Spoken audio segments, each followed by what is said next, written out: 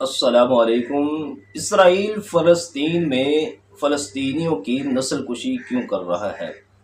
آخر اسرائیل فلسطین سے غزہ کی پٹی سے مسلمانوں کو کیوں نکالنا چاہ رہا ہے؟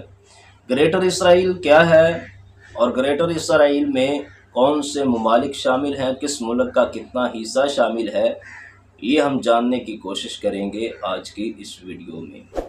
1948 میں جب امریکہ، برطانیہ، فرانس اور دیگر مغربی قوتوں کی مدد سے فلسطین کے اندر ناجائز ریاست اسرائیل کا قیام کیا گیا، تب سے لے کر آج تک مسلسل اسرائیل اپنے ناجائز اقدامات کے ذریعے سے فلسطینیوں کی نسل کشی کر رہا ہے، اور اسرائیل فلسطین سے مسلمانوں کا انخلاء چاہتا ہے۔ فلسطین پر دن بدن وہ آگے بڑھنے کی کوشش کر رہا ہے، زیادہ سے زیادہ علاقہ جات پر قبضہ کرنے کی کوشش کر رہا ہے۔ تو اسرائیل اپنا ایک ناجائز جو مقصد گریٹر اسرائیل کا ہے وہ پورا کرنا چاہتا ہے۔ گریٹر اسرائیل میں جو انہوں نے نقشہ دیا اس میں 100% فلسطین کے علاقہ جات شامل ہیں، یعنی کہ پورا کا پورا فلسطین اس میں شامل ہے۔ 100% لبنان، 100% اردن کے علاقہ جات شامل ہیں۔ یہیں بس نہیں بلکہ 70% شام، 50% عراق، 50% کویت، 33% سعودی عربیہ اور 30% مصر کے علاقہ جات شامل ہیں، اور بعض ترکی کے علاقہ جات بھی شامل ہیں۔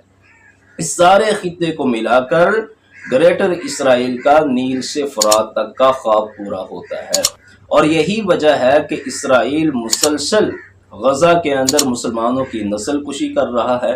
اپنی اس جنگ کا آغاز، گریٹر اسرائیل کو پورا کرنے کا جو خواب ہے اس کا آغاز وہ غزہ کی پٹی سے کر رہے ہیں، اور یہ جنگ انتباہ ہے ان اسلامی ممالک کے لیے، اور خاص طور پر خطے کے عرب ممالک کے لیے جو آج مسلمانوں کی فلسطین میں مدد کرنے سے قاصر ہیں اور مدد کرنے سے گھبرا رہے ہیں، مذمت تک بھی نہیں کر پا رہے کہ یہ جنگ صرف فلسطین تک نہیں رکنے والی۔ اگر اسی کو یہیں نہ روکا گیا، اسرائیل کو جواب نہ دیا گیا، مسلمانوں کے لیے نہ کھڑا ہوا گیا، تو یہ جنگ پھر دیگر ممالک تک بھی پھیلے گی۔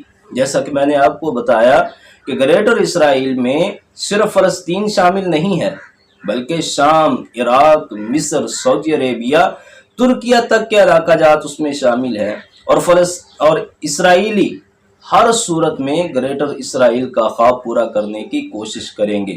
تو جتنا جلد ہو سکے اسرائیل کو جواب دینا چاہیے، جتنا جلدی ہو سکے مسلمانوں کے لیے آواز اٹھانی چاہیے، اور جتنا جلدی ہو سکے اپنے فلسطینی بھائیوں کے لیے لڑنا چاہیے۔